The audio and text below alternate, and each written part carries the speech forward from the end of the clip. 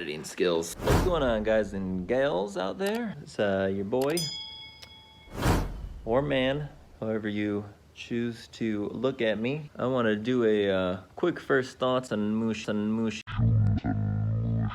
machine I bought today that you can see right behind me here. It is the Scag 36-inch V-Ride 2. So we're gonna go over that real quick, and then also I wanted to go over this QUICKSHOOT that I got that you might have seen on eBay or Amazon, a site like that, or maybe they have their own webpage. So here it is. Right off the bat, I noticed while using this thing, and these are my first impressions, the deck on these machines, they are insane. I don't understand it. You can see the grass around the deck nearby pulling towards it because it has such great suction. It's really a fantastic machine, and the cutting is unbelievable. The Ferris over there is also an amazing machine. I would recommend that one hands down any day of the week. As you can see right now, I'm installing this QUICKSHOOT. I've taken the chute that it came with it, and I'm replacing it with this. I like to do that right away. This is gonna be able to open and close with a handle, as you can see there, and it's gonna allow me to keep grass and other debris out of mulch beds and things like that. Also notice that it comes with this great manual here.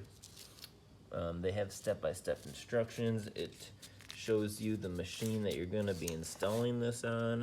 As you can see on my Ferris over here, I have one of those. I bought another one because I was really happy with it. One thing about a big deck like this is that it's hard to reach the chute block sometimes from some of these other companies. A lot of the other companies, they don't stick straight up like that, so you don't get a full advantage of the chute discharge as you do with this, because they go straight up, then they go fully closed, and then they have a third position which is a little more closed than open. Definitely recommend those. It's gonna be something you are gonna want to finance on your first mower along with the mower if you go that route. These Kawasaki engines are also the best. They're quiet, they're powerful, they sound great. Pull this seat off here to get to your oil and internals down in there. Some moosh editing skills. Some stuff that you might want to get to lube up. This is also a little disappointing. It's not adjustable. I really wish it could be lowered somehow, even maybe more flat or brought back a little bit. I'm 170 pounds, and when I stand on that thing, it doesn't give at all. And also the riding position on this one is kind of uncomfortable. My other gripe about this is that these buttons being right here, they're kind of okay to get to, but I find myself more times than not struggling to, you know, get the throttle moving around, and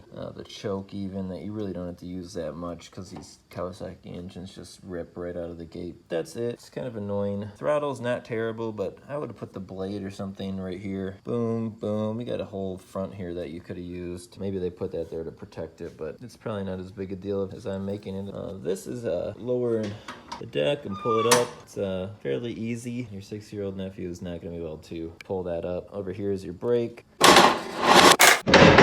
Editing skills. As you can see, it's pretty loud, but it's also what it's meant to be. And that pulls back, also pretty difficult. Your 6-year-old nephew is not going to be able to do that. Over here you got your battery. It's in there. You're gonna want to make sure you take that out after your season's over and put it on a trickle charger or something like that. My only really problem with this is getting used to it. This is not something you can jump on and think you're gonna whiz around immediately. It's gonna take some time to get used to, just like anything else. Probably the first time you rode your zero-turn mower with the sticks like that, it was probably a little funky too. First impressions, I was not really happy with that. Also, I was not really happy with the way this thing took hills. If I would have known that, I would have got a walk behind. But the guy at the store sold me this, and I said, what's the difference? And he said, you don't have to walk. I really wish he would have taken a little more time and maybe said, you know, this isn't going to be great for hills. This is going to get you in your fences and da-da-da. If you're in a hilly area, I would definitely stay away from the 36-inch stander, and I might go with a 36-inch walk behind if I was you. No one told me that. I wish someone would have, or someone would have done a review on it. That's my biggest gripe. Really, I bought this to get into fences. I'm in Michigan. It's flat out here. It's not too big of a deal. I'll get used to it and it'll get better. First review of it, just being on it, was not great. And mainly because I had a couple of accounts with really steep hills that I wanted to use something smaller like this on to hopefully make them look a little better and not have any roots. Unfortunately, this machine is not going to be any better than my 72 or my 61. So that's it. If you guys want to know anything more about this machine, let me know. This is, like I said, the 19 horsepower. This is the biggest one you can get for the 36 inch. It's got a fuel gauge that's also really important to me, on and off valve. It's your cap, obviously. Editing skills. It's got a cup holder. I don't ever really use those. Maybe you do. I haven't read the manual yet, so I'll read that and go over it and what it's all about. But first impression's not great. It gets into the fences. I don't have to walk, and that's pretty much it. As far as driving it, first impression's not very thrilled with it. We'll see here in a couple weeks.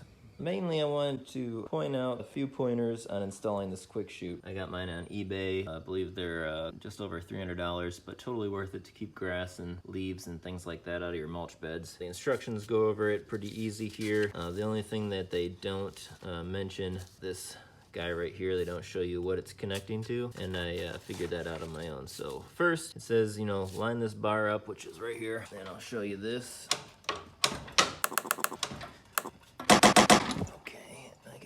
Up a little bit.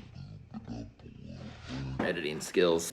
This is the first bar that you're going to lay down, and notice it has this edge right here, and that is to prevent grass from shooting out of a little gap that would be here. I don't know why they didn't just bend that, but I'm guessing they needed this bar for spacing anyways. I would have just made these longer or put a spacer there and bent the chute in, but I also am not the designer. So as you can see, you got a hole to drill right here, put the bolts through that they supply, and one right there. These are going to be the hex bolts. They are not these bolts. So you're gonna get these and another set of 4 bolts in the packaging. When you line up your chute, get it where you want. Then you have a hole back here, as you can see, and which is this guy right there, and then there's another one to be drilled.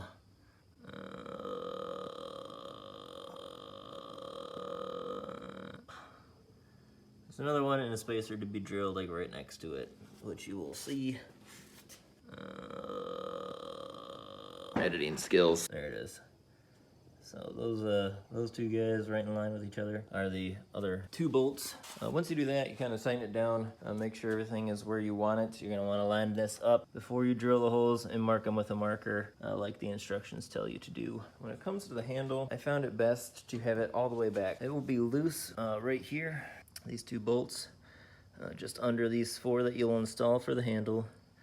These 2 are going to be loose so that you can adjust the handle to however you want it. I have this all the way back, so the handle is pushed back towards the driver's standing position as much as possible. It makes it easier to grab. So then you will tighten up those 2 bolts. Then you will come up here, and you've added these 4, and you can kind of see where I have it lined up. You know what I'm talking about when you start to do this. I have it lined up pretty straight on, so I can just grab it. You tighten these 4 bolts. Hex bolts, you're gonna need a hex wrench for that, or a T-wrench, and then tighten these nuts up. These are 7/16. Don't quote me on that. Most of the stuff on here is 1/2 inch, and some of it is 7/16. The last thing you have to do is install this spring, and this is where it gets weird in the instructions. So instructions show this image, but it just shows this guy, and then it shows them pulling, using the thing to pull it over, and that's what this is.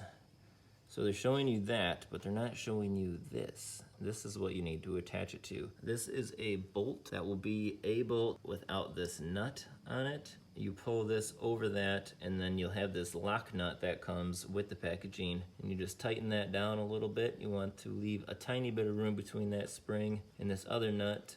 That'll do it. Then once you get everything done, just give it a good lube job with some silicone spray. Usually is a pretty good one. That's all there is to it. If you have any questions, best way to get a hold of me is on Instagram. Shoot me a DM at josh.hardy with 2 Y's, and that's also in the description. Thanks for watching this video, guys. If you have any questions or you want to see anything else about this machine, let me know, or any of these other machines that I have. Later. Editing skills.